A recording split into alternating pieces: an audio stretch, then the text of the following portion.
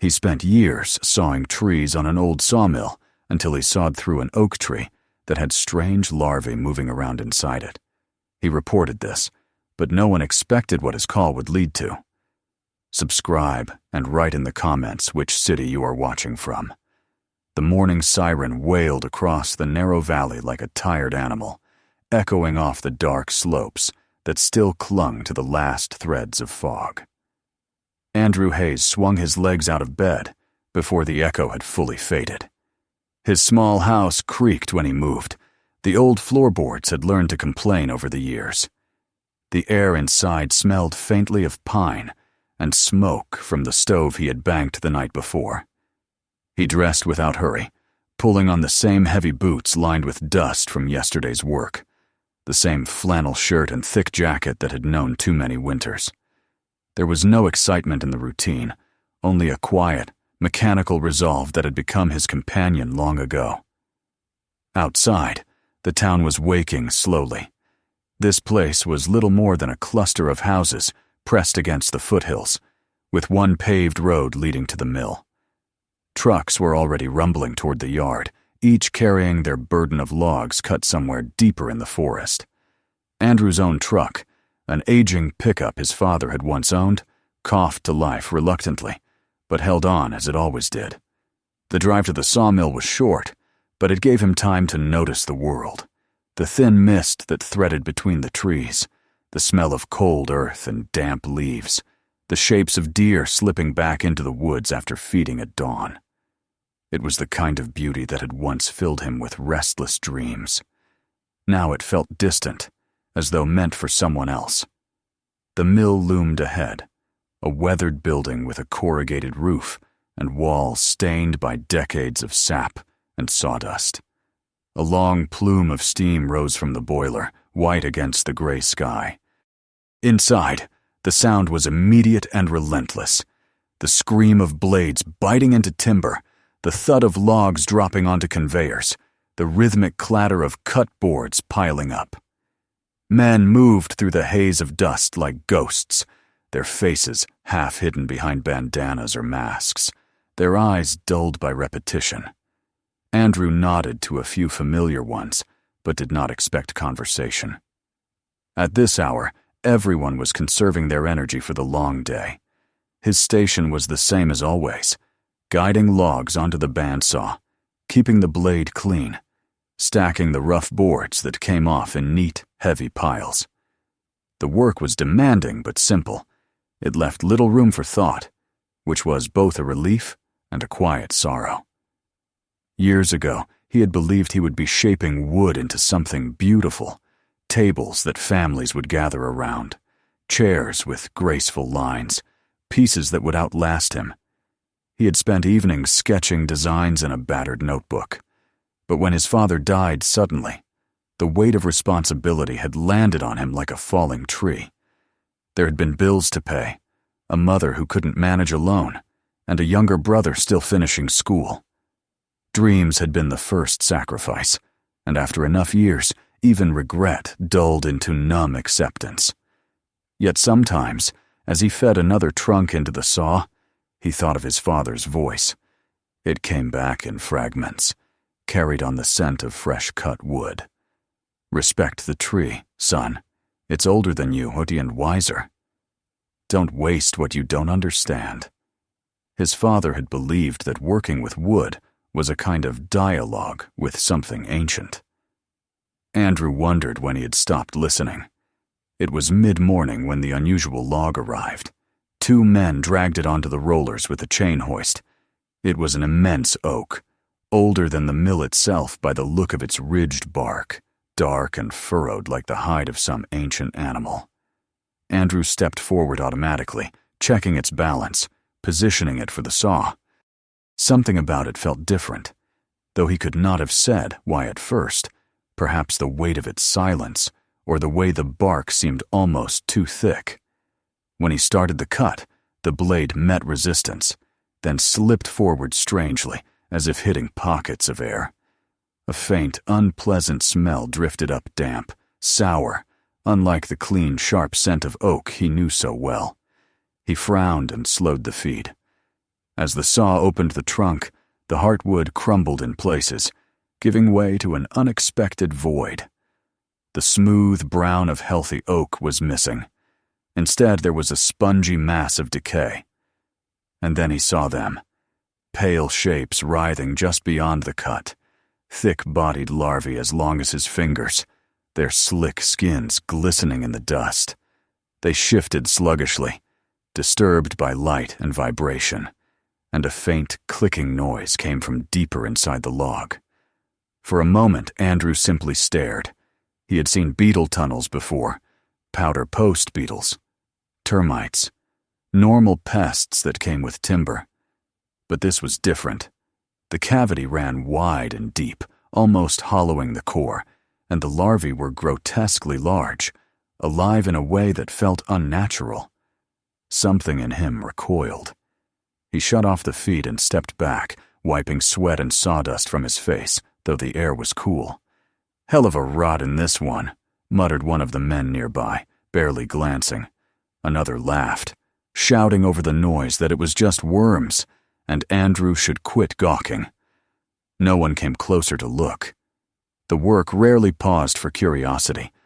Logs were logs, and defects were just part of the job. Andrew hesitated, his instinct arguing with the practiced indifference of years. The sight unsettled him, and behind the unease stirred a faint, older memory. His father showing him a fallen tree in the forest, explaining how disease could eat a living giant from the inside until it toppled. "You respect what lives in wood," he had said, "because it tells you if the forest is healthy." He pulled out his phone almost without thinking, wiping sawdust from the lens before snapping a few pictures. The larvae shifted sluggishly under the sudden flash. For a second, he considered calling someone right then, but he knew better than to slow the line. He finished cutting enough to move the defective pieces aside and let the rest pass on, though unease gnawed at him the rest of the shift. When lunch came, he sat alone on the back step with his sandwich, staring at the dark hills beyond the yard. The mill's owner, Martin Crawford, passed by with his usual purposeful stride, a broad man in a clean jacket, eyes sharp for wasted time. Martin didn't notice the look Andrew gave him, or maybe he did, and didn't care. Andrew chewed slowly, thinking of the pictures in his phone. Maybe it was nothing. Maybe he was foolish to care. But the idea that something dangerous might be eating through the oaks unsettled him more than losing a few minutes of pay. By quitting time, the unease had not faded. He drove home with the radio silent, lost in thought. The road twisted through stands of trees he had known since childhood, and for the first time in years, he really looked at them. The great oaks with their scarred bark, the shadows deep between trunks. If whatever he had seen spread through these woods, what would happen? He remembered his father's pride when speaking of these forests, the lessons about balance and respect. It felt wrong to ignore what he had found. His house welcomed him only with silence. He dropped his lunch pail, boots leaving faint tracks on the old linoleum. On the table sat a small wooden box his father had carved long ago. Andrew opened it and ran a thumb over the smooth grain. He thought of how his father used to study a board before cutting, listening somehow. He wished for that wisdom now. For a long time he sat there, debating. To say something meant trouble. Martin was known for firing men who complicated business, and the others wouldn't back him if it threatened their paychecks. Still, the images on his phone felt like evidence of a wound in the forest itself. His father's voice, more memory than sound, urged him quietly. You don't look away from what's wrong. By the time the moon had risen pale and cold over the valley, Andrew had made up his mind. He searched online until he found the number for the state's environmental office. His call went to voicemail, but he left a detailed message, stumbling a little but determined. His name, the location of the mill, what he had found inside a freshly felled oak. He hung up with a strange mixture of anxiety and relief. Maybe no one would respond. Maybe they would. Either way, he had done something beyond sawing wood until his life disappeared into dust. That night, sleep was restless. He dreamed of hollow trees collapsing in silence, of pale larvae wriggling under bark while no one noticed, and of his father's disappointed gaze. When dawn came, Andrew rose again to the same alarm, but something had shifted inside him, a quiet decision planted like a seed. He didn't yet know it, but that choice would soon set him on a path that would cost him the only job he had and lead him into a fight he had never imagined having. The next morning began like any other, though Andrew felt a faint hum of unease as he drove the short road to the mill. The sun had risen pale and cold over the mountains, and the mist clung stubbornly to the hollows between the trees. The previous night's phone call lingered in his mind, a small act that now felt heavier with each mile. He had expected silence.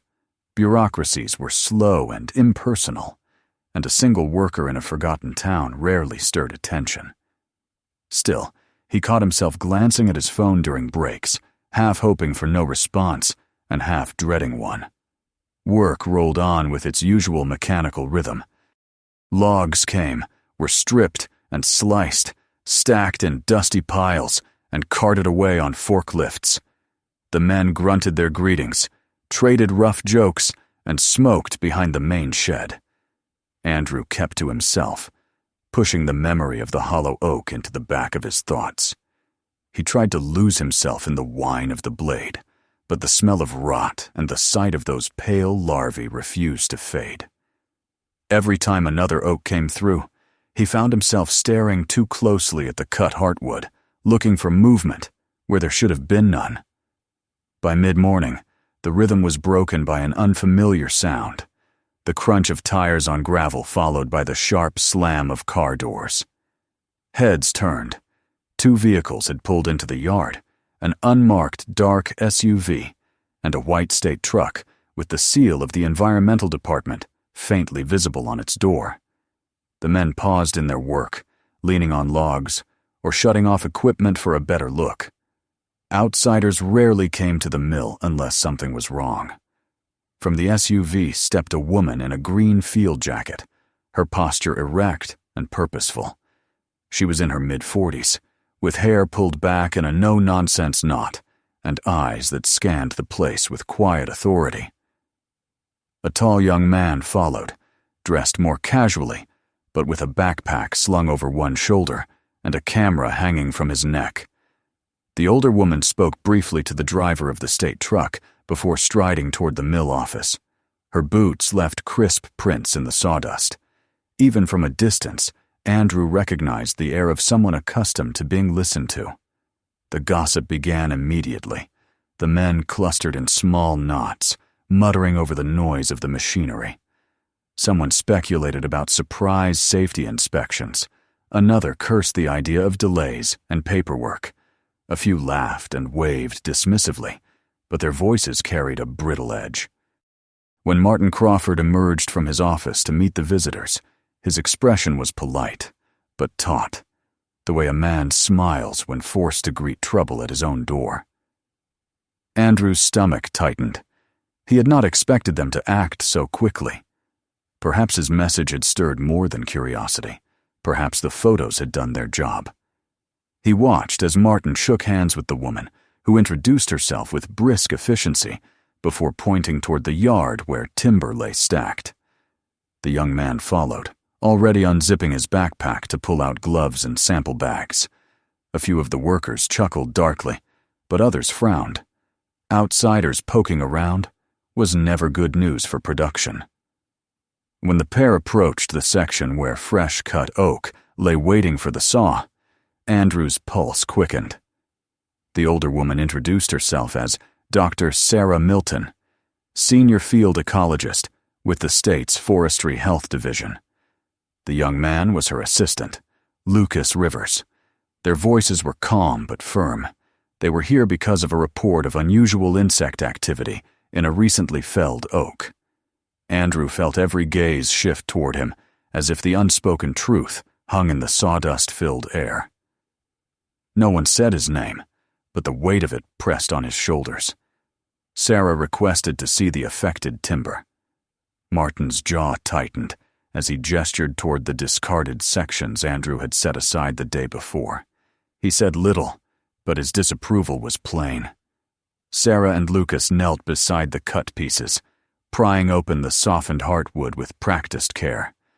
The sight that emerged silenced even the smirking onlookers. The pale, fat larvae were still alive, sluggish but unmistakable as they writhed in their hollow chamber. Lucas took photographs, while Sarah gently extracted a few specimens into clear tubes. Her brow furrowed as she studied them, her gloved fingers deft and precise. She stood after a while and turned to Martin, her tone respectful but grave. This was no ordinary infestation, she explained. These were larvae of a species, thought long absent from the region, a wood-boring beetle capable of devastating entire oak ecosystems, if unchecked. Its presence here was alarming, suggesting a larger unseen spread. She requested permission to inspect other loads of oak and, if possible, the cutting sites in the surrounding forest. The yard fell silent except for the idle hum of cooling saws. Some of the men shifted uneasily. Others scoffed under their breath, but with less conviction, now that they had seen the writhing mass themselves. Martin kept his arms crossed, his face an impassive mask, though his eyes hardened when they flicked toward Andrew. He offered a curt nod and said the visitors could look, but his voice carried a cold undertone. This would delay production, and someone would answer for it. Through the rest of the morning, Sarah and Lucas moved methodically across the yard, examining logs, taking notes, and occasionally consulting a worn field manual. Andrew found himself drawn into their work, almost despite himself. When Sarah asked quiet questions about where certain loads had come from, he knew the answers. Years of hauling and cutting had etched the geography of these woods into his mind. He pointed out which hills had been logged last month, which stands of oak were still mature, which routes the trucks usually took. Lucas followed eagerly, jotting notes and marking locations on a digital map. With each answer, Andrew felt a strange, unfamiliar stir of purpose. It was a small thing, just sharing what he knew, but it mattered. Sarah listened with the kind of attention he hadn't felt in years. She treated his knowledge with respect, and for a moment, he felt less like a replaceable cog and more like someone with insight worth hearing. But not everyone saw it that way. By lunch, the atmosphere had shifted. Men whispered and glanced his way with poorly hidden annoyance. "Snitch," someone muttered when they thought he couldn't hear. Another laughed loudly about people who invite trouble into their own house. The mill was a place where loyalty meant silence. No one wanted inspectors threatening their wages. Andrew tried to ignore it, but the words cut more deeply than he expected. The sharpest blow came from Martin himself. Late in the day, the owner cornered Andrew near the loading bay under the pretense of checking stacks. His voice was low, his smile thin. He said he knew who had made the call, and though he couldn't prove it, he didn't need to. Men who interfered with business rarely lasted long here. If Andrew valued his job, he'd stop feeding the visitors information. The forest had always had bugs, Martin sneered. People like Sarah made their living by turning ordinary problems into crises. Andrew stood still, hands tight at his sides. He wanted to argue, but years of survival had taught him caution. Martin left with a clap on the shoulder that felt like both warning and dismissal. Andrew returned to his station, the machine noise swallowing his anger and doubt. For the rest of the shift, he kept his head down, though he caught Sarah watching him once, her expression unreadable but sympathetic. That evening, as the inspectors packed up samples and drove away promising to return, Andrew lingered by the gate. The yard was quieter now, the last trucks rumbling off toward the highway. He thought about the day's events, the living proof of danger crawling in that oak, the hostility of his co-workers, Martin's thinly veiled threat. He felt pulled in two directions at once. one toward safety and silence, the other toward a responsibility he hadn't asked for but couldn't shake. At home, the house felt lonelier than usual. He reheated stew, ate without tasting it, then sat with the old wooden box again. His father's hands had shaped it decades ago. He imagined what the man might say if he were here now. "Protect the forest, even if it costs you," he thought he might hear. Or perhaps simply, "Do what's right, son." But right came with a price. The mill was his livelihood. There were no other jobs in this valley. To defy Martin could mean unemployment and ruin. Yet to ignore what he had seen felt like betraying something deeper. His father's lessons, the silent strength of the woods that had raised him, and the uneasy knowledge that inaction could let an invisible sickness spread. Sleep was elusive that night. Images returned. Sarah crouched over the infested oak, Lucas bagging samples, the contempt in Martin's eyes, the men's muttered accusations. Beneath it all pulsed that quiet spark of purpose he had felt while guiding the inspectors. For the first time in years, he had done something that mattered beyond the day's paycheck. As he finally drifted into restless dreams, Andrew knew he stood at the edge of a choice. He could retreat, bow to Martin, and keep his job. Or he could step further into the path that had opened, one that might strip away the fragile security of his life, but give him something he hadn't felt in a long time: meaning. He didn't yet know which way he would lean, but the presence of those strangers in green jackets had changed him. The ordinary days at the mill would not feel ordinary again.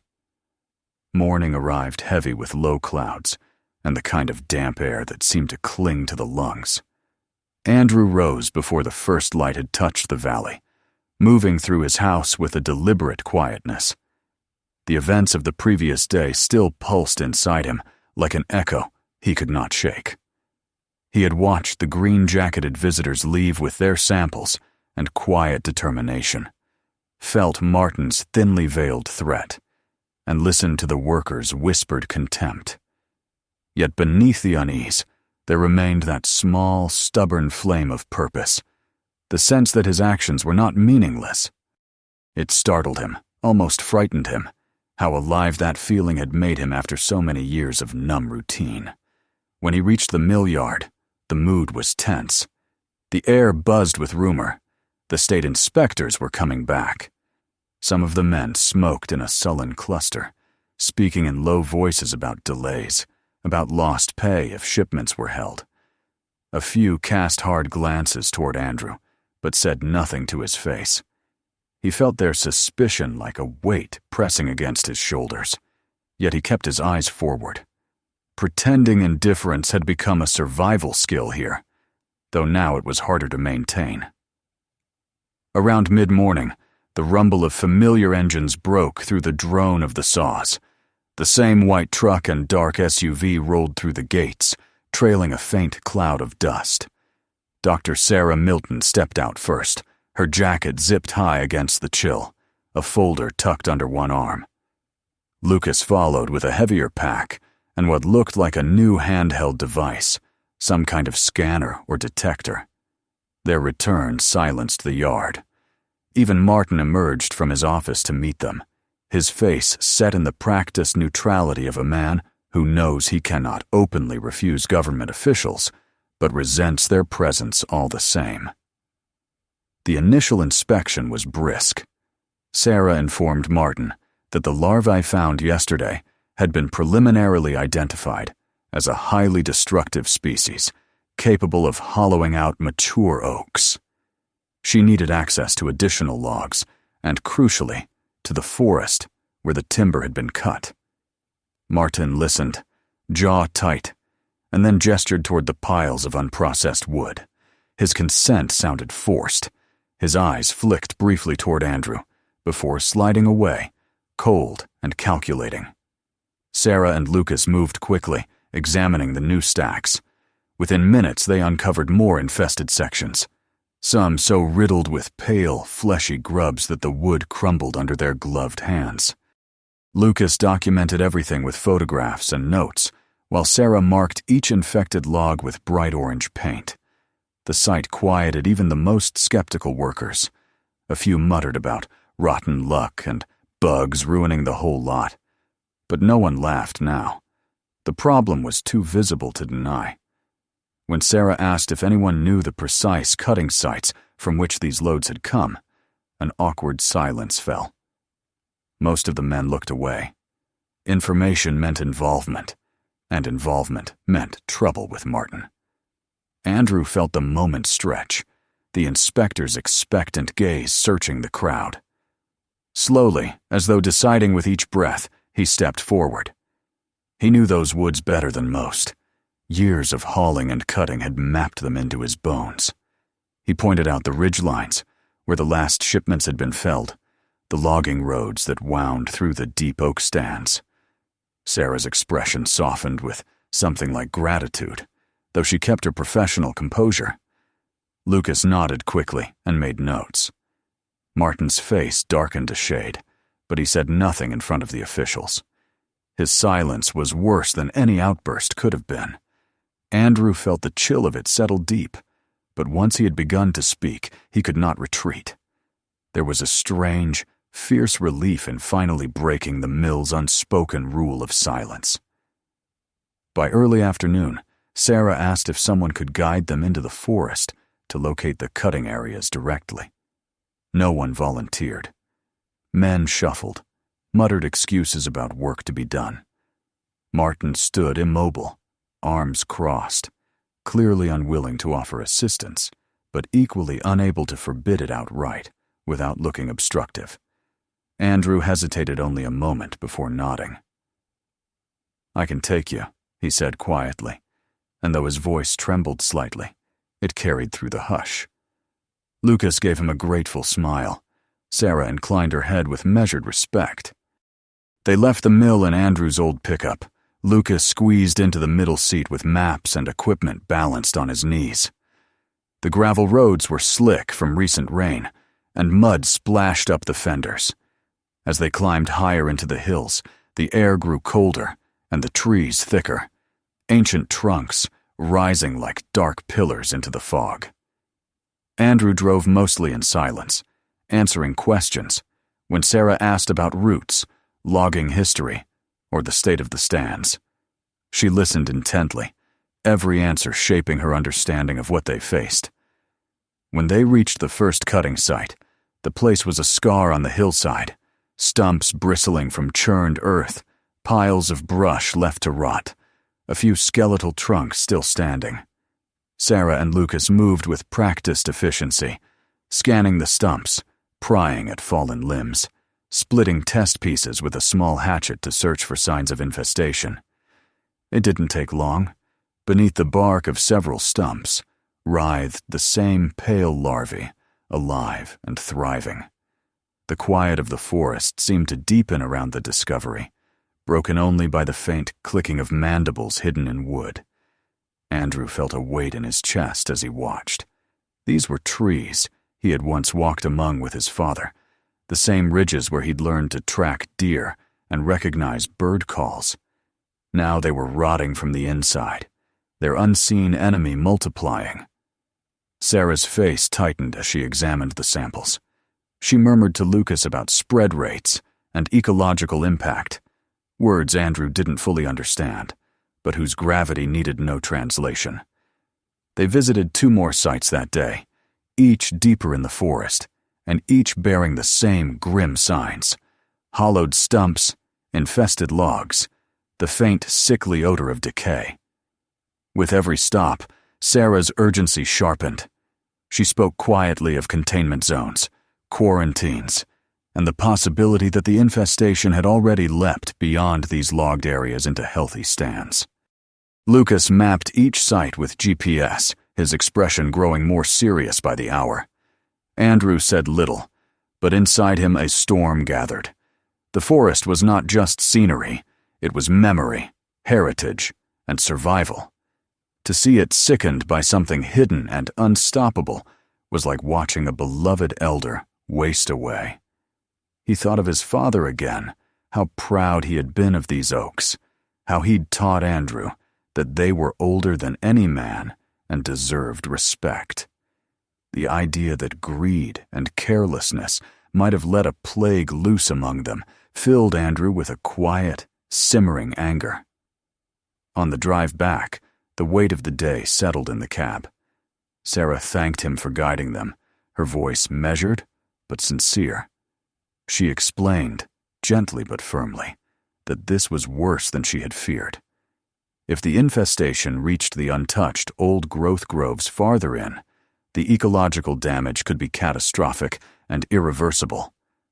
Quick action was vital, but quick action required cooperation from the mill, from landowners, from people who might resist anything that threatened profit. Andrew gripped the wheel tighter. Cooperation seemed unlikely with Martin. He knew too well the man's obsession with contracts and quotas, his disdain for anything that cut into production, and the workers, worried about paychecks, would side with their boss. The thought of standing alone against that wall of silence and hostility chilled him. Back at the mill yard, dusk had begun to seep into the sky, turning the sawdust piles pale gray. Martin waited by the gate as they returned, his expression unreadable, but heavy with disapproval. Sarah spoke with him briefly, outlining the need for further inspection and possible state intervention. His responses were curt and cold. Andrew lingered nearby, sensing the danger in Martin's narrowed eyes. When the officials finally drove away, taking samples and data to their labs, Martin turned his gaze on Andrew with quiet venom. He said nothing aloud, no threat, no curse, but the promise was there, hard as iron. You've crossed a line. That night, Andrew's house felt smaller than ever. He lit a fire but couldn't shake the chill. He thought of the forest's silence, of larvae eating unseen through heartwood, of Sarah's grave voice when she spoke of catastrophe.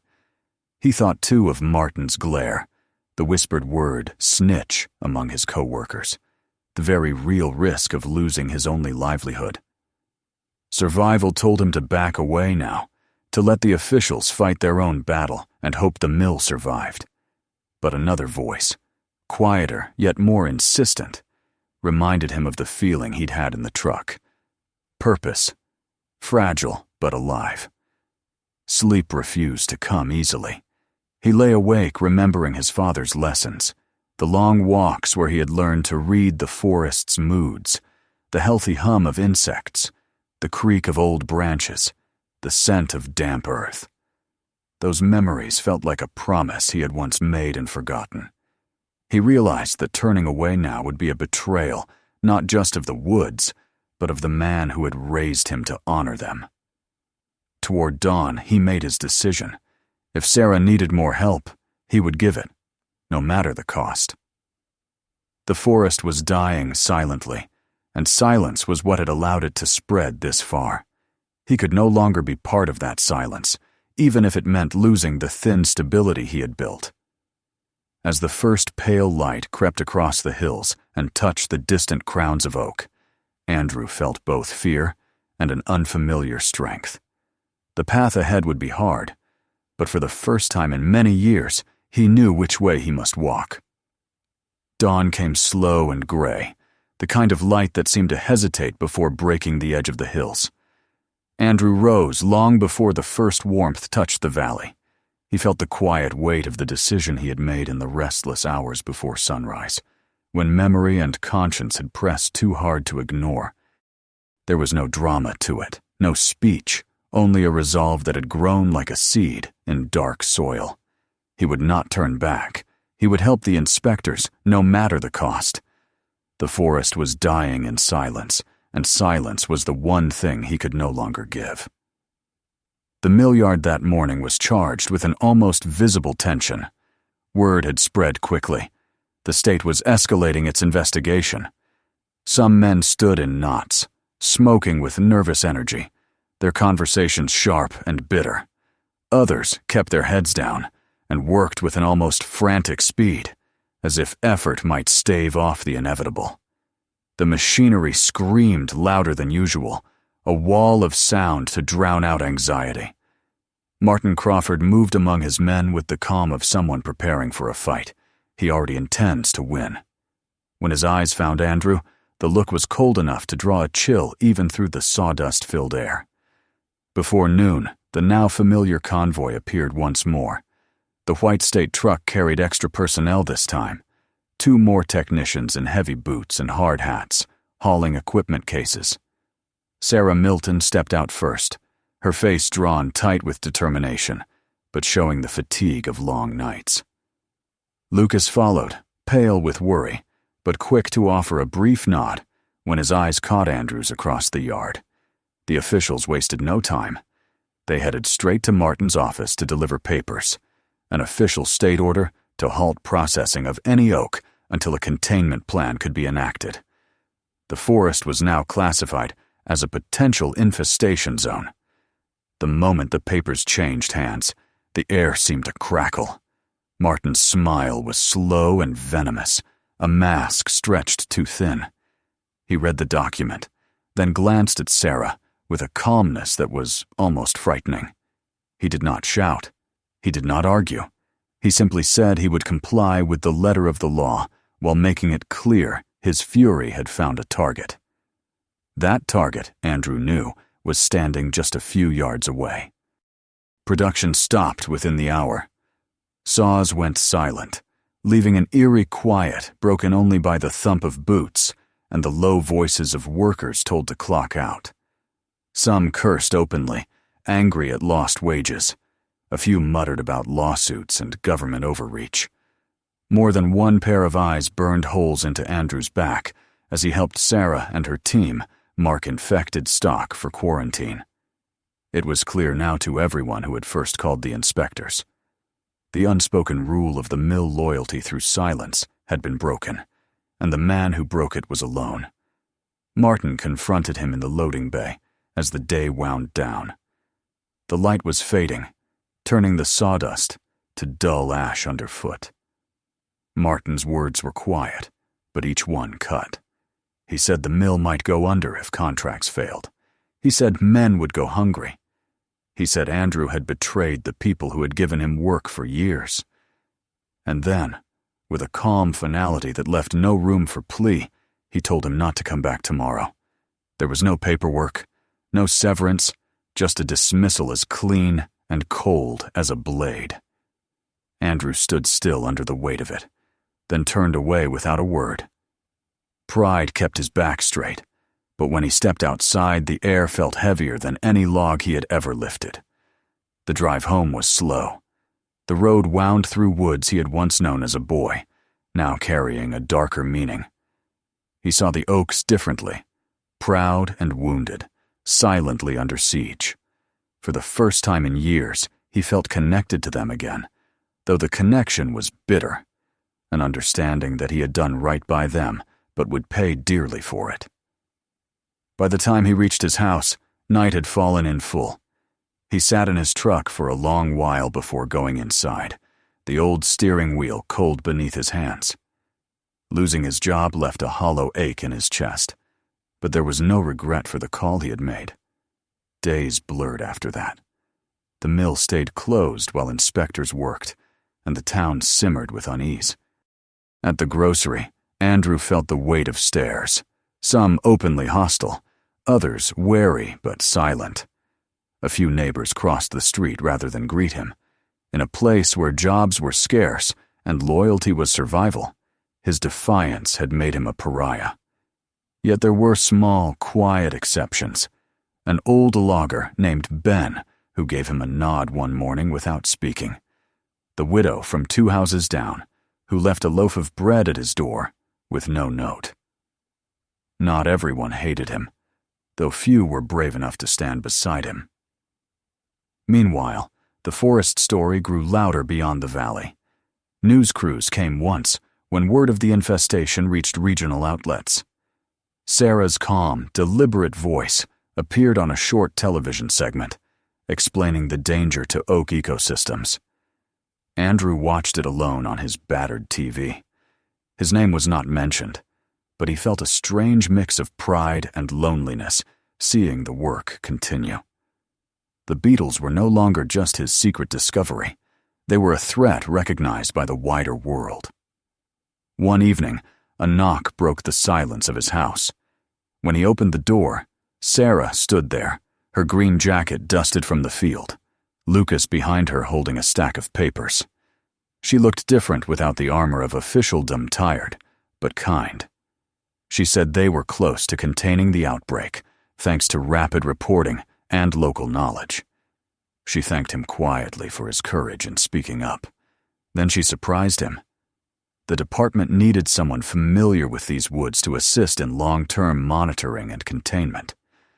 It would not make him rich, but it was steady work, real work with meaning. They wanted him to join the forestry health team. For a moment, Andrew could not speak. After years of grinding routine and sudden loss, the idea that someone saw value in his knowledge was almost disorienting. It felt like a lifeline thrown into the emptiness left by the mill's door slamming shut. He accepted with a simple nod, voice rough with emotion he tried to hide. The weeks that followed were different from any he had known. Training sessions taught him about forest health, invasive species, and sustainable management. He learned to use new tools, GPS mapping, tree core samplers, monitoring traps for beetles.